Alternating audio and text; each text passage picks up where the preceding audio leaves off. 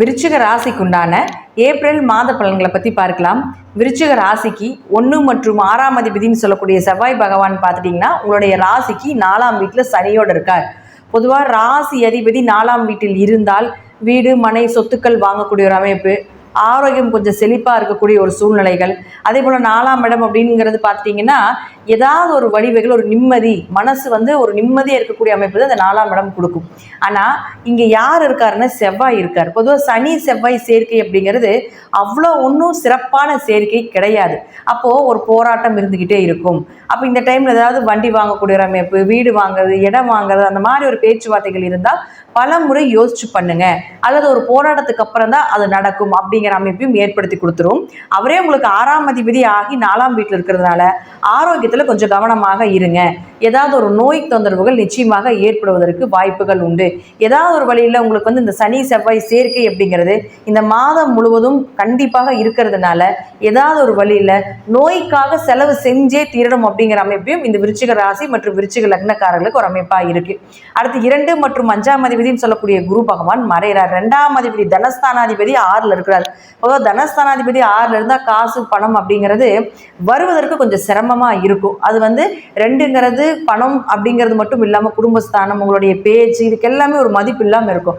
ஆனால் இந்த குரு பகவான் பார்த்துட்டிங்கன்னா இந்த மாதம் முடிவில், அதாவது மே மாதம் 1ஆம் தேதி உங்களுடைய மேஷ ராசியிலேருந்து ரிஷப ராசிக்கு மாறி உங்களுடைய ராசியை பார்க்கிறார். அப்போ குரு பார்வை அப்படிங்கிறது கோடி நன்மைகளை கொடுக்கக்கூடிய ஒரு அமைப்பை ஏற்படுத்தி கொடுத்துவிடும்.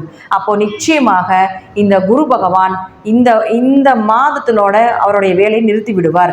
அடுத்து வரக்கூடிய 1 வருட காலங்களும் குருவினால் உங்களுக்கு நல்ல யோகத்தை பெறக்கூடிய ஒரு அமைப்பையும், திருமணம் சார்ந்த விஷயங்கள், அதே போல் பார்த்துட்டிங்கன்னா குழந்தை சார்ந்த விஷயங்கள், குலதெய்வம் சார்ந்த விஷயங்கள் எல்லாமே உங்களுக்கு ஒரு சாதகமான அமைப்பை நிச்சயமாக ஏற்படுத்தி கொடுப்பார்.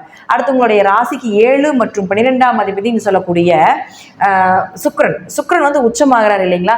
7ஆம் அதிபதி 5ஆம் வீட்டில் உச்சமாகிறார்.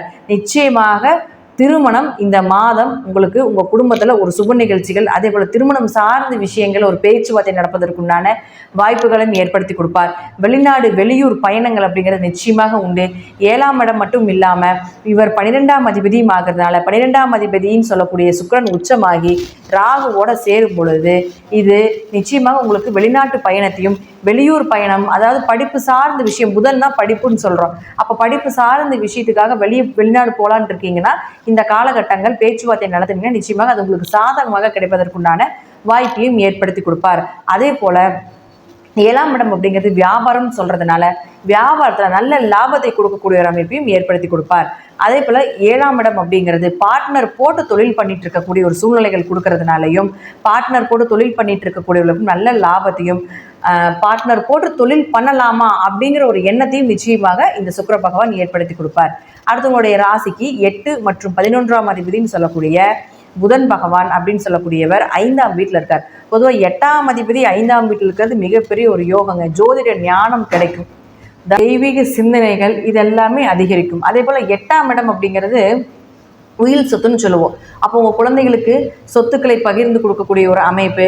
அதே போல் 8ஆம் இடம் அப்படிங்கிறது அமானுஷ்ய அறிவுன்னு சொல்கிறோம். அப்போ அமானுஷ்ய அறிவுகள் சித்திப்பது இதெல்லாமே இந்த மாதம் உங்களுக்கு சாதகமாக இருக்கும். அடுத்து அவரே பார்த்திங்கன்னா 11ஆம் அதிபதியாகி 5ஆம் வீட்டில் இருக்கும் பொழுது லாபங்கள் அதிகரிக்கும்.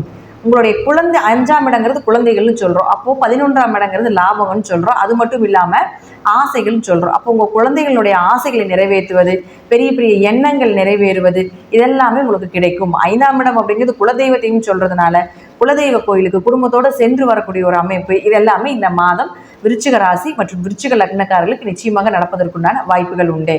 அடுத்து உங்களுடைய ராசிக்கு 10ஆம் அதிபதினு சொல்லக்கூடிய சூரியன் 5ஆம் வீட்டில் இருக்கிறார் 13ஆம் தேதி வரைக்கும். பொதுவாக 10க்குடையவர் 5ஆம் வீட்டில் இருக்கும் பொழுதே தொழில் ரீதியாக இருக்கக்கூடிய எல்லா விஷயத்தையும் நீங்கள் இந்த மாதமே, அதாவது 13ஆம் தேதிக்குள்ளே எல்லா விஷயத்தையும் பண்ணிக்கணும். ஏன்னா 13ஆம் தேதிக்கு மேலே பார்த்தீங்கன்னா 10ஆம் அதிபதினு சொல்லக்கூடிய சூரியன் உங்களுக்கு 6ஆம் வீட்டுக்கு வரார். 6ஆம் வீட்டுக்கு வந்தால் உச்சமாகிறதுனால தொழில் ரீதியாக கடன் வாங்க வேண்டியது, தொழிலில் பெரிய உச்சமாகிறதுனால இது சொல்கிற தொழில் ரீதியாக கடன் வாங்க வேண்டிய ஒரு சூழ்நிலைகள், தொழிலில் கொஞ்சம் ஏற்ற இறக்கங்களாக இருக்கக்கூடிய ஒரு சூழ்நிலைகளை கொடுக்கும். அதனால் உங்கள் தொழிலில் ஏதாவது ஒரு விஷயங்கள் பண்ணணும், ஒரு நல்ல விஷயங்கள் பண்ணணும், இன்வெஸ்ட்மெண்ட் பண்ணணும், பெரிய இன்னொரு கிளைகள் அமைக்கணும் அப்படிங்கிற ஒரு தொழில் ரீதியாக ஒரு வளர்ச்சியை நோக்கி உங்களுடைய பயணம் இருக்கும் என்றால் அது 13ஆம் தேதிக்குள்ளேயே நீங்கள் வைத்துக்கொண்டால் அது சிறப்பான அமைப்பை ஏற்படுத்தி கொடுக்கும். அதே போல் லாபம் உங்களுக்கு குறைவில்லாமல் கிடைப்பதற்குண்டான அமைப்பையும் நிச்சயமாக ஏற்படுத்தி கொடுப்பார். இந்த மாதம் விருச்சிக ராசி மற்றும் விருச்சிக லக்னக்காரர்களுக்கு மிகுந்த யோகமாக இருக்கக்கூடிய ஒரு அமைப்பு தொழில் ரீதியாகவும் குடும்ப ரீதியாகவும் இருக்கும் அப்படிங்கிறதுல மாற்றமே இல்லை. நான் சொல்லக்கூடிய கருத்துக்கள் சிறிது மாறுபடலாம், அது உங்கள் தசாபுத்திப்படி. நன்றி. மீண்டும் ஒரு நல்ல பதிவில் சந்திக்கலாம். திருச்சிற்றம்பலம், தில்லையம்பலம், ஸ்ரீ நரசிம்மர் திருவடிகளே சரணம்.